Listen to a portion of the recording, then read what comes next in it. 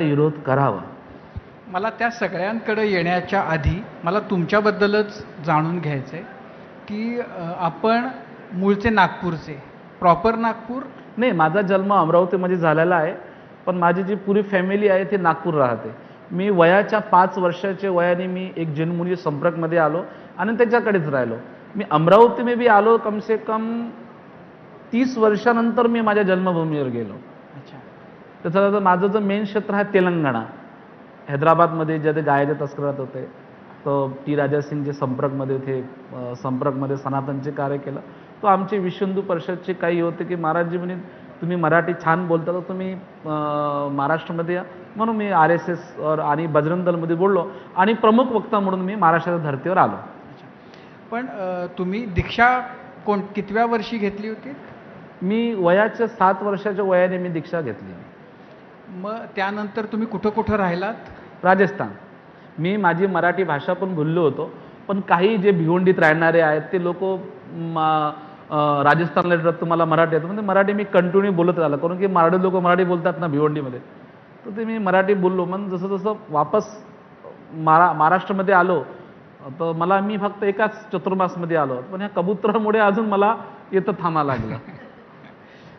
पण असं आहे की कबुतरांच्यामुळं, म्हणजे कबुतरांचा विषय हा जैन समाजासाठी फार तो त्यांच्या जिव्हाळ्याचा आहे असं दिसतंय. पण जर समजा त्या कबुतरांच्यामुळं, कबुतरांच्या विष्ठेमुळं आरोग्याचे प्रश्न निर्माण होत आहेत, लोकांचं आयुष्य त्याच्यामुळं धोक्यात येतंय, असं जर वैद्यकीयदृष्ट्या दिसत असेल तर मग भर वस्तीमध्ये असे कबूतरखाने असले पाहिजेत असा आग्रह तुम्ही का धरताय? म्हणजे सगळ्या समाजाचाही त्याला पाठिंबा आहे का, की काही जणांचा फक्त हा विचार आहे की नाही भर वस्तीमध्ये का असेनात पण ते तिथं असलेच पाहिजेत? बघा, भारत आझाद होता तेव्हापासून कबूतर चालू आहे. भारत आझाद झाला त्या ते नेहरूजीने स्वतः ते कबूतर उडवलेलं आहे. पण आता तुम्ही इलेक्शनच्या टायमावर तुम्हाला मराठीचा मुद्दा येतो, कबुतराचा मुद्दा येतो, अशा मुद्द्यावर तुम्ही आताच का बरं आले? बरं की जैन मंदिरांची जे कबूतरखाने बनवलेले आहेत ते जैन ट्रस्टला पहिले दिलेले आहे. आता तुम्ही माझ्या घरातून काढता तर मला काही नोटीस द्यायचा ना, तुम्ही अचानक येता आणि अचानक त्याच्यावर तुम्ही बंदी घालता. बरोबर. दुसरी गोष्ट अशी आहे की मी या ठाम आहे की याच्यावर ITI बसवले का तुम्ही? देवेंद्र फडणवीस मुख्यमंत्री साहेबांना 10 वेळा म्हटलं की याच्या जनताला तुम्ही सांगा ना, हा कबुतरामध्ये मराठी आणि मारवाडीचा विवाद तुम्ही करा, याचा मुद्दा अजून तुम्ही का बरं काढला नाही? माझी अशी इच्छा आहे त्या कबुतरामुळे जर असे प्रॉब्लेम होत असेल तर असे महाराष्ट्रामध्ये लहान लहान वयाची मुलं, मी बजरंग दलचा कार्यकर्ता, लहान लहान धर्मपर्यंत मी जात आहेत, अरे मी ते 5-5 वर्षाची मुलं ते काय ते पंक्चर जोडतात ना, त्याचा नशा करतात.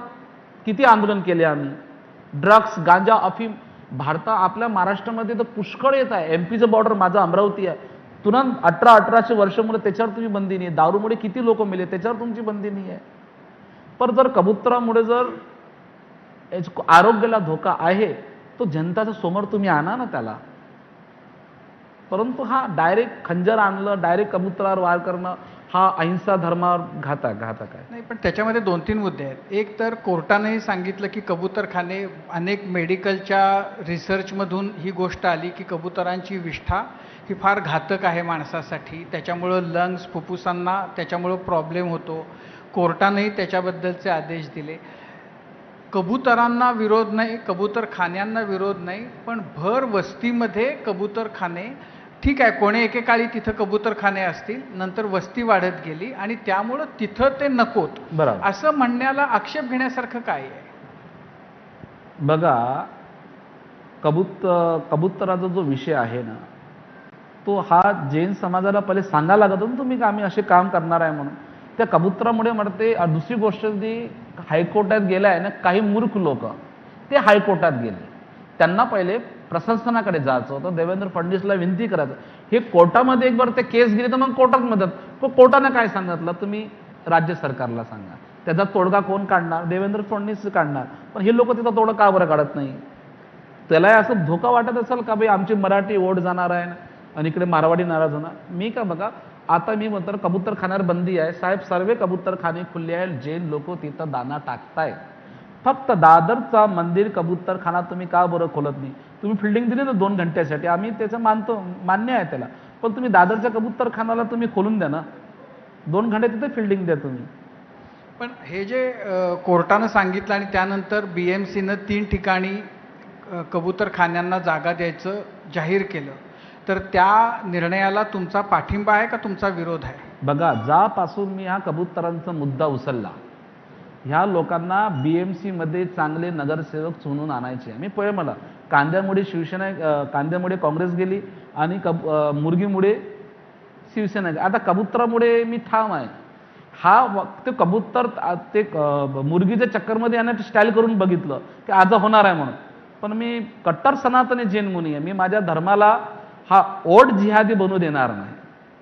ते लोक माझ्या विरोधमध्ये, अशा लोकांशी मी पंगे घेतले आहे की मला ठरकत आहे. मला भाई, मी महाराष्ट्रात जन्माला आहे आणि मी मराठीने, मी जातीनं मराठा आहे, पाटील आहे, मी घाबरणार नाही आणि मी कोणा नेताचा नाही. मला जैन समाजानं साथ दिली नाही दिली, माझा त्याला परवा नाही.